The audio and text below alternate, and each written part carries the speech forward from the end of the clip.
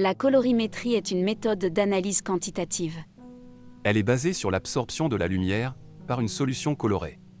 Puisque le cuivre forme avec l'ammoniac un composé bleu, la colorimétrie permet indirectement de mesurer la concentration en cuivre d'une solution. Un colorimètre mesure la différence d'intensité d'un vaisseau lumineux lorsque celui-ci traverse une solution colorée, contenue dans une cuve. En quelque sorte, l'appareil compare l'intensité initiale du faisceau lumineux monochromatique, c'est-à-dire composé d'une seule couleur, à son intensité une fois la cuve traversée. En fait, l'appareil mesure ce qu'on appelle la densité optique, symbolisée par la lettre E. La densité optique dépend d'un grand nombre de facteurs, comme l'épaisseur de la cuve, mais également de la concentration de la solution contenue dans la cuve. En effet, plus cette dernière est grande, plus l'intensité du rayon transmis est faible.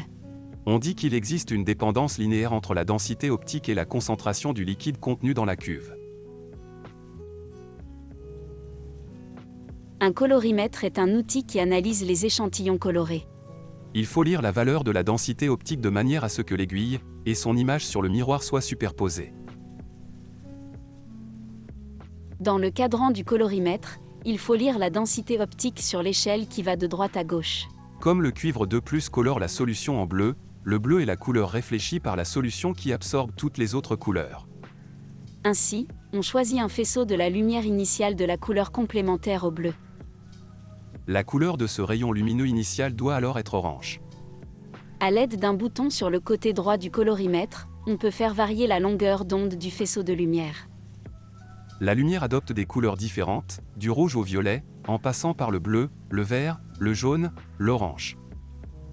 On choisit la longueur d'onde de 620 nanomètres, de manière à avoir une lumière initiale orange, ce qui correspond à un maximum d'absorption lorsque la solution est bleue. Un dosage est une technique qui permet de déterminer la concentration molaire d'une espèce chimique dissoute dans une solution. Le dosage par étalonnage repose sur l'utilisation de solutions appelées solutions étalons, qui contiennent l'espèce chimique à doser en différentes concentrations connues. Pour réaliser un dosage par étalonnage, il faut reporter sur un graphique des points, dont l'axe X correspond à la concentration des solutions étalons et l'axe Y correspond aux densités optiques correspondantes. Débutons les mesures avec, à gauche, contenu dans une cuve la solution blanc. À droite, dans une autre cuve, la solution a une concentration 1 × 10-3 mol par litre. Une cuve possède deux faces totalement transparentes et deux faces plus mates. On repère les faces transparentes avec un triangle. On manipule les cuves en les tenant par le haut des faces mates pour ne pas laisser de traces de doigts.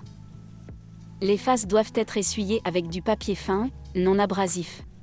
On peut placer jusqu'à 3 cuves d'un colorimètre en même temps.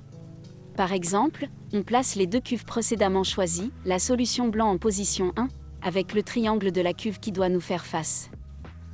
Pour faire une autre mesure et apporter un autre point sur notre graphique, on choisit la cuve en position 2, celle contenant la solution de concentration de cuivre, 1 × 10-3 mol par litre. On referme le colorimètre et on choisit la cuve en position 1, celle contenant le blanc. Le blanc est un échantillon contenant tous les réactifs sauf un, celui que l'on teste, à savoir ici, le cuivre 2+.